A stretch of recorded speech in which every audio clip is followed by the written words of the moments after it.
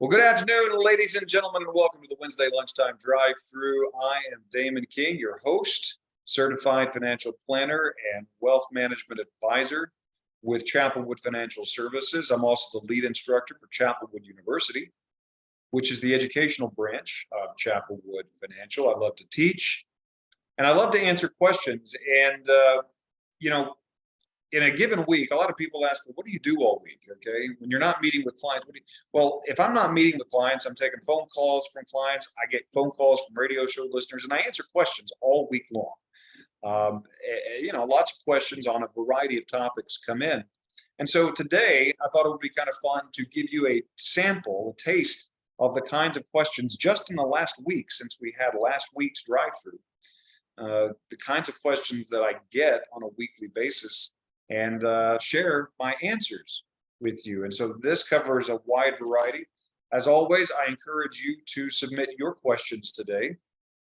And if you've got a question, you've got a comment, maybe you've got a comment you want to share on one of these questions that comes up, pardon me.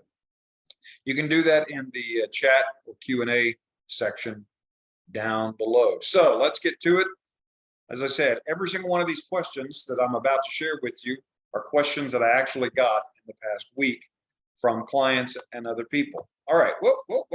All right.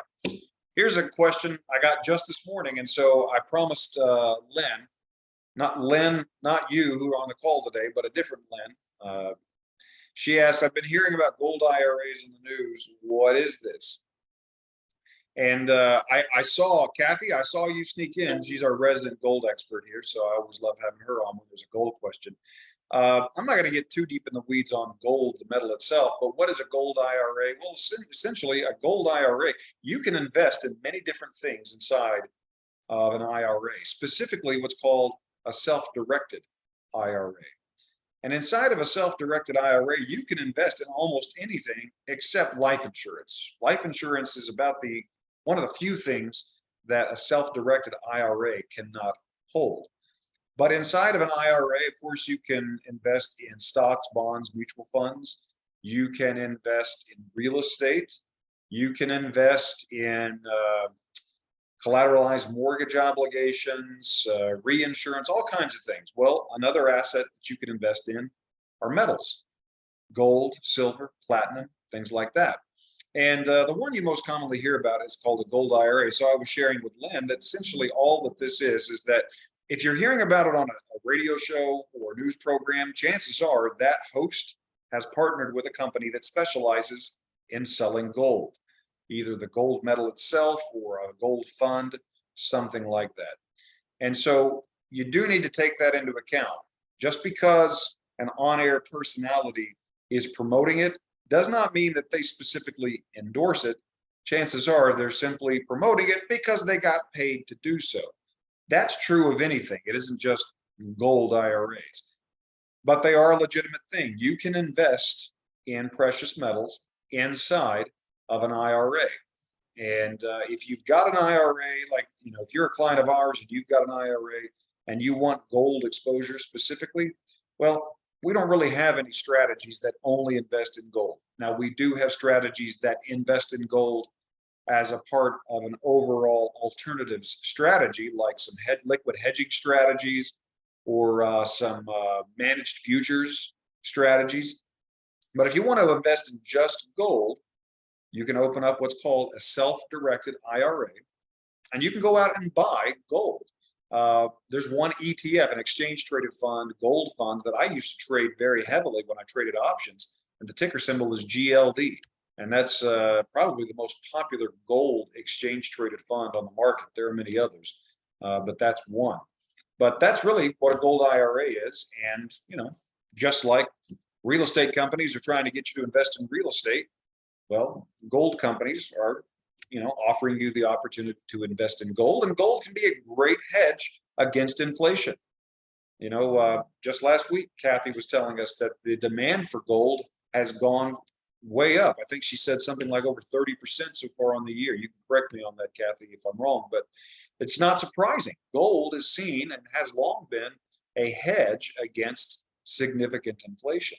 So it's not surprising to me that more people are looking at gold as an option for adding to your asset mix. Now, my caution would be that any alternative strategy, any alternative asset you plan to add to your portfolio, don't put too much in any one thing. I usually say, allocate 5 to 7, maybe 10%, maybe 5 to 7% to metals and some hedging strategies and maybe some real estate over here, just something like that, so that you've got a nice basket of alternative investments to go along with your more traditional stocks, bonds, and mutual funds. So that was a great question from our client, Lynn.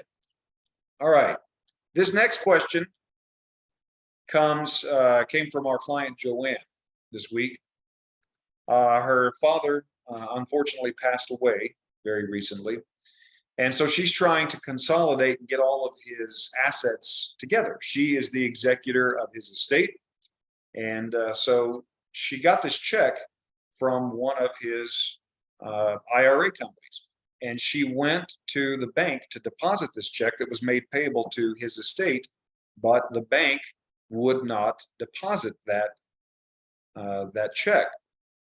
And so her question was, my dad's bank is asking for letters testamentary to deposit a check payable to his estate. What is that? Specifically, what are letters testamentary? And again, this is just one of those questions.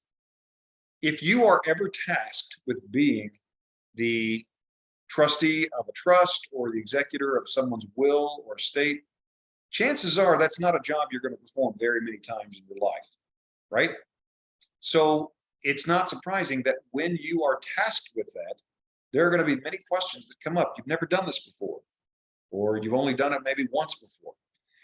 And so you have all these different things that you have to deal with. And that's why we help our clients walk through. We've got what's called our survivor's checklist. And you can get that on our website. Go to chapelwood.com and click resources. And there's a tab called brochures and reports, and brochures and white papers. And you can download our survivor's checklist. Essentially, Joanne, what the bank is asking for is this. When you get a check made payable to an estate, you may have already submitted the death certificate to the bank, but they're going to need more than that. Number one, you're probably going to have to establish a separate bank account in the name of your deceased loved one's estate.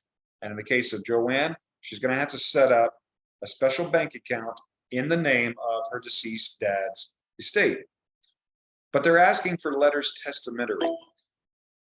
Letters testamentary are going to be issued by a probate court. So if your dad, and I'm assuming he had a will, in fact, that's what it had to be, because letters testamentary are not typically issued with a trust. Letters testamentary are going to be issued by a probate court as a result of the probating a will. And the letters testamentary basically are an order from the court that they have certified this will as true, and that this person, you, are the authorized executor of the estate, and you carry the power to both set up the account and deposit any monies into that account. And they're asking for that because the bank wants to make sure that they're not just letting anybody have access to these assets, or that they're funneling money improperly into an account. So what you should have, Joanne, in your possession are documents from the probate court. And some of those should be a letters testamentary that give you the power, an outline, and you want to make copies of that, because you may have to give that to multiple institutions to be able to set up special accounts and to transfer assets. Again, if you have a trust, you do not need letters testamentary, because trusts avoid probate. That's one of the benefits of setting up a trust as opposed to a will, because for the most part, you're going to avoid the probate process. Now, it is possible to have what's called a pour-over will wrapped up inside of a trust. Any assets that were acquired outside of the trust would kind of go into that will. That will would have to be probated, and once it's probated, those assets then pour over into the trust, and you move on. But that's what letters testamentary are, and that was a real question. that we got from Joanne this week, and you just got the answer that I gave to her. All right, here's another question. This question came from Ralph. I got a letter from Social Security telling me my Medicare premiums are going up. Why?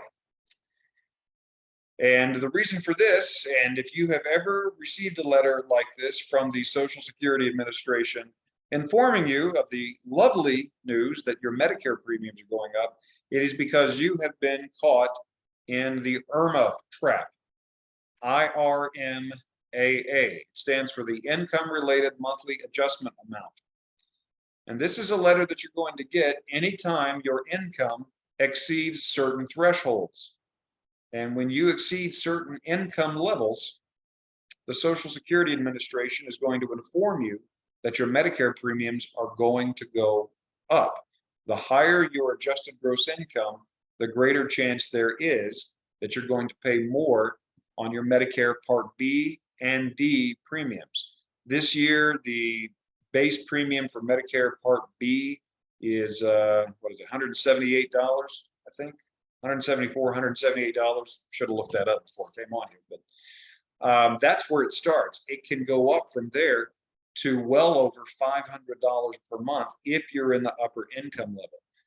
The way you're going to know if this is going to happen to you is that you're going to get a letter like Ralph from the Social Security Administration letting you know your income's going up, or your Medicare premiums are going up. Here's the amount you're going to pay. Here's the reason why they're going up. And it's because of the income related monthly adjustment amount.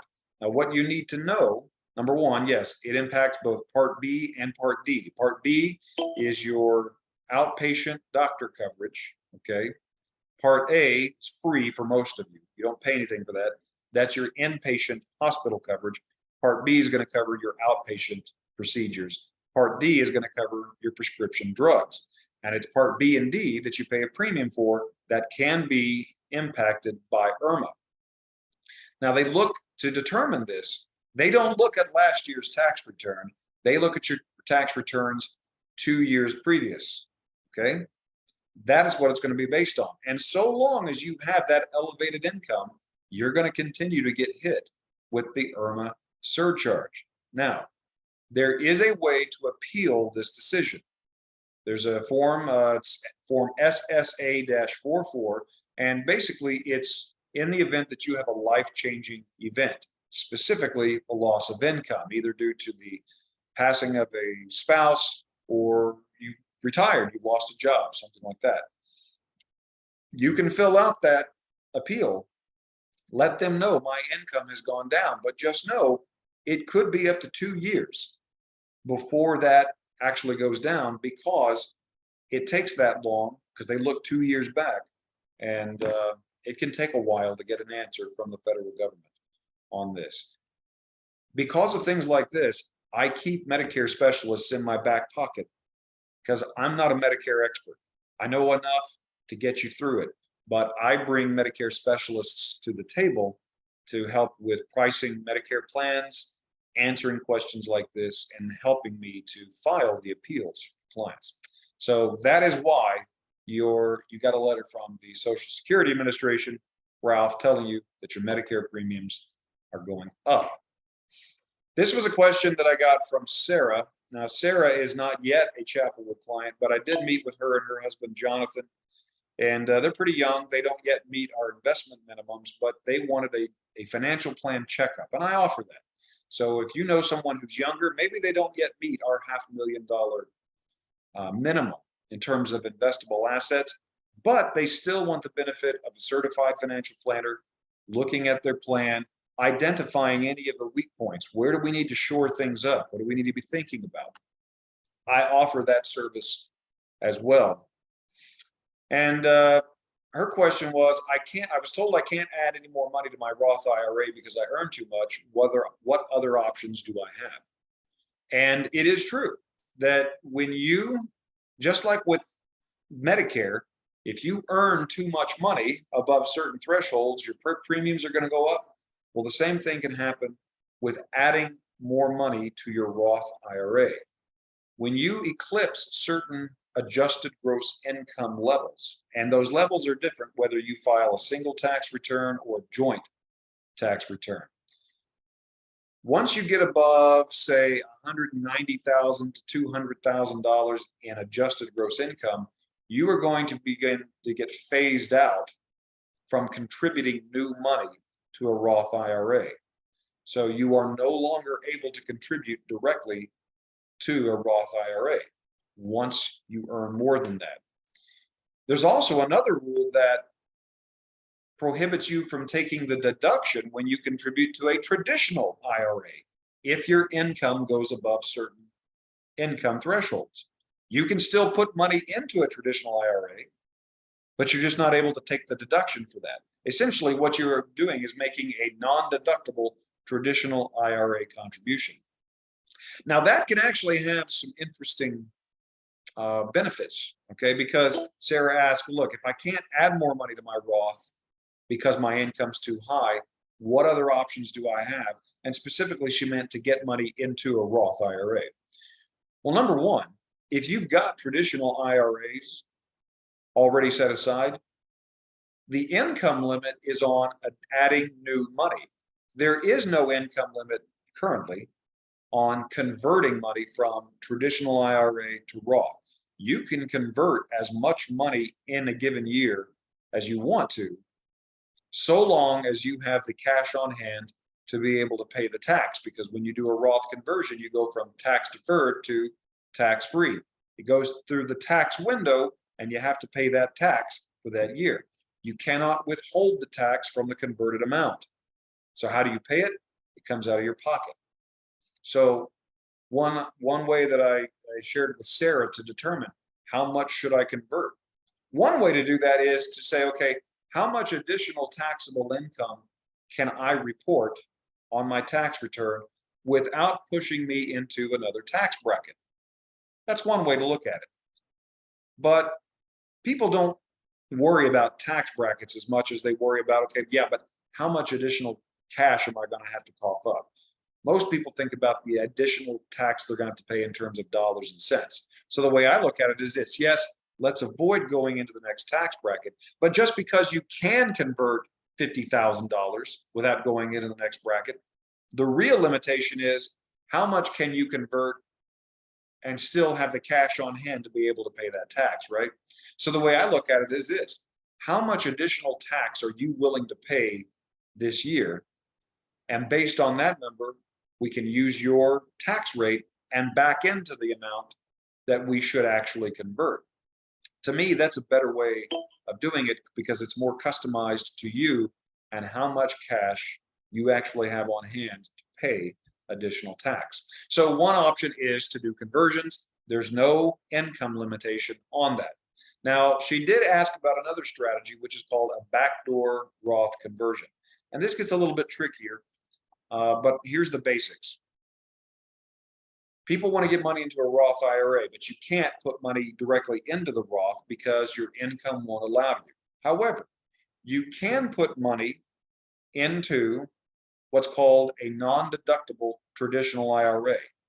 If you put the money into a traditional IRA, but you do not claim the tax deduction on it, you have essentially funded a traditional IRA with money that has already been taxed. It's after-tax money because you didn't take the deduction on it. If you then instantly convert it, so you contribute, let's say $6,000 to your non-deductible traditional IRA, then you instantly convert it and move it over to the Roth IRA. If you do that, usually on the same day, the converted amount, there's not going to be any tax because there's no growth tax if you do it immediately. Now, if you contribute it and then it grows in value, then you're going to be taxed on whatever the growth is, okay? Because even if you didn't take the deduction when you contributed to the traditional IRA, the growth is tax deferred and will be taxable once you convert. That's called a backdoor Roth conversion. A lot of wealthy families do that to try to get around the Roth IRA rules. And not surprisingly, it is a loophole that Congress is looking at closing so that wealthy families have to pay more tax the more that they save, because the government needs more tax revenue, all right? But those are some ideas for getting money into a Roth, even when your income does not allow you to directly contribute to a Roth. Again, if you've got any questions today that you want to ask, please share them right here. I have a few more questions here that I want to share with you. This question came from our client, Aaron. I just applied for Social Security at age 70. My wife is 64. Should she also apply? All right. So there are a couple of things here. Number one, Aaron is applying at age 70. Age 70 is the longest that you can delay Social Security. And when you delay Social Security beyond your full retirement age, which is either going to be between 66 and 67, and it all depends upon when you were born. If you were born in the year 1960 or after, your full retirement age is 67. If you were born in the year 1964, then, 1954, then your full retirement age is 66. If you're born in 1955, your full retirement age is 66 and 2 months. If you're born in 1956, it's 66 and 4 months. They add 2 months for every year after 1954 that you were born until you get to 1960, and it's 67. So Aaron applied at age 70, and I informed him, congratulations, you're going to get the max benefit.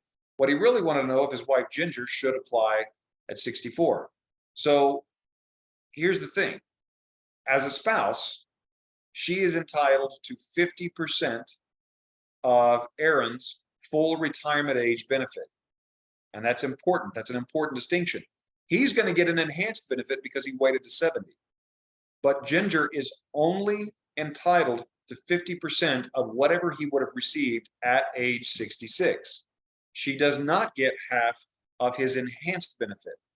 So one question I get a lot is, well, hey, I'm delaying my Social Security. Should my wife go ahead and delay, or my husband delay applying for the spousal benefit so she can get, or he can get, the bigger amount? There is no benefit to waiting beyond full retirement age if you're going to claim the spousal benefit, because you are never going to be entitled to more than 1/2 of the other spouse's full retirement age benefit. So that's the starting point. Now, Ginger is looking at claiming at 64. That is younger than full retirement age. So she is going to start at 50% of Aaron's full retirement age amount, but it's going to be backed off roughly 6% for every year early that she claims. She's going to be claiming about 2 years early. So she's going to take a reduction of 12 to 15%, because actually she was born in 1958. So her full retirement age is 66 and 8 months. And those 8 months also help to reduce it. So we talked about this, and ultimately what we decided is this. What's the purpose behind her claiming early? All right. You got to talk through these things. Yes, if you claim early, you're going to take a reduction. And under most circumstances, I want to see, can we get you to full retirement age? But there are other considerations. Number one, do you need the income now? If you need the income now, it's always a good time to claim Social Security once you're eligible. Barring that, they don't really need the income. Okay, well, what's the other reason? Well, the other reason is they've got this house that they're paying off. They want to get paid off. And having this additional income will help them to get it paid off in the next 3 years, as opposed to waiting for the next 6 or 7. That's a great reason. So now they're going to have an additional stream of income, get the house paid off sooner before he retires. Now they go into retirement with absolutely no debt at all. And the reduction in her benefit is not nearly as painful. There's less value in waiting than there is in getting the house paid off. That was for them. It's different for everybody, but you've got to talk through these things. We do have a question that came through here. Doug asks, do you foresee drastic changes to Social Security and how it works in the next 20 years or so? Truthfully, I wouldn't say drastic changes, okay? I do see some changes coming. They're going to have to make changes, Doug. And specifically what Doug's asking about is, we are now at a point where the amount of benefits being paid out are far more than the taxes coming in to fund it. So there's constantly a gap. And what that means, we are dipping into the so-called Social Security trust more, which is the excess tax revenue to pay those benefits. At current levels and at the current draw rate, we are projected to run out of the Social Security trust in April of 2034. That means that everybody on Social Security at that point would take a 25% pay cut. At least that's what's projected, because there won't be enough tax revenue to make up the gap. So what changes do I see coming in the next 10 to 15 years for Social Security? Number one, I think we're going to see another retirement age, a full retirement age, go up. Right now, we've got anybody born 1960 or after, full retirement age is 67. It would not surprise me to see another level that anybody born 1975 and after, now your full retirement age is 70. I was born in 1976. I turned 46 this year, so that would capture me. There's a possibility that they could raise the full retirement age so high that I have a higher probability of dying than I do of actually getting to full retirement age for Social Security. So I see them raising the full retirement age. I see them raising the amount of income that is taxed for Social Security purposes. So right now there's a cap on how much of your income is taxed for Social Security. Right now that cap is, I think, $148,000 or something like that. So the first $145,000 or $148,000 that you earn is taxed for Social Security. Anything you earn above that, you're not paying tax to Social Security. There is no cap on your income for taxing for Medicare. So when you pay your payroll taxes, your FICA and your paycheck, part of that is going to Social Security, part of that's going to Medicare. They'll tax all of your income to fund Medicare. They'll only tax up to a certain amount for Social Security. I could see them bumping that up to, say, $500,000 so that more people's income is taxed to bring in more Social Security revenue. Here's what's interesting about this question, Doug. Right now, we could add 50 years to that, about 50 years to Social Security's countdown, okay? If we raised taxes, payroll taxes, by 3%, okay? So it's probably going to be a combination of raising the full retirement age, taxing more of your income, and raising the tax rate. I see those combination of three things, but we could right now, it's been calculated. If we raise the Social Security tax, the percentage of your income that goes to Social Security by about 3% across the board, that would bring in enough tax revenue to add another 50 years to Social Security's solvency so that we could push it out and give ourselves a little bit more time to figure this out. But I don't see them changing the way Social Security is funded, which is through payroll taxes, which is why if you ever hear anybody say Social Security is going bankrupt, no, it's not. Social Security, as it's funded, cannot go bankrupt because it's funded by payroll taxes. And we're not going to stop collecting payroll taxes. What is going bankrupt and running dry is the excess tax revenue in the Social Security Trust, that's what it's called, to make up the gap between benefits paid and taxes collected. If you really want me to scare you and depress you, check this out. All right, so the Social Security Trust is projected to run out in 2034. The latest projections for the Medicare Trust, because there's another trust to collect excess tax revenue for Medicare, that's actually projected to run out this decade, in the 2020s. I don't know what's going to happen with that. They're going to have to change Medicare a lot sooner than they change Social Security because it's burning through its trust a lot sooner.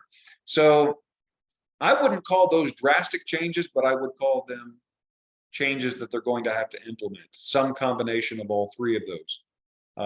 the full retirement age going up, taxes increasing, and the amount of income that is taxed going up as well. But that's a great question.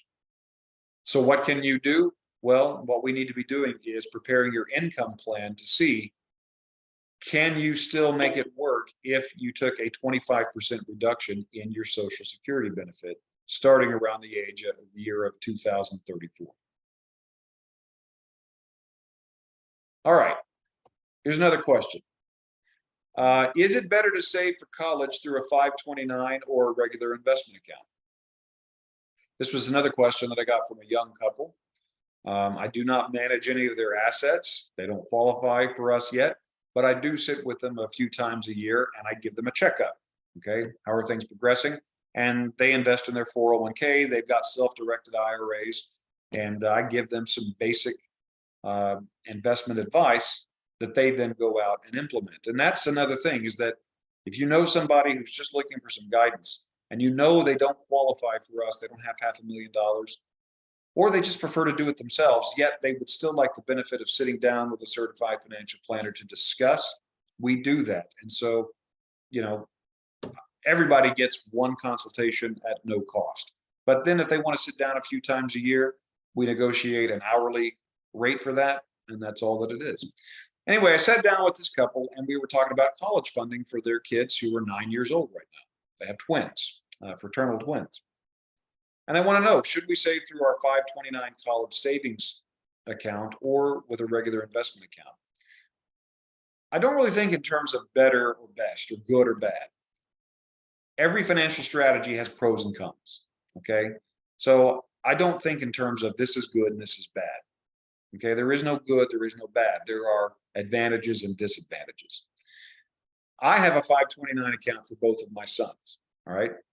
My wife and I, we put $200 a month, and we've been saving up for years since they were born, so that by the time they get to college, we should have, $25,000, $30,000 in those accounts for them to use. It's certainly not going to be enough to fund all of college, but that's not what we planned on. We're going to get them started, and it's up to them to get scholarships, and they're going to get their butts to work. I worked my way through college, and if it was good enough for me, it's good enough for them, right? So I'm not paying for my kids full college, but I do want to give them a good start so that they don't have to go into massive amounts of debt to fund college. So we do put money into a 529 college savings account, and we get a state deduction, on our state tax return. You don't get a federal deduction. But here's the problem. With 529 money, it can only be used for college or college or after college, okay, for college, 4 years of college.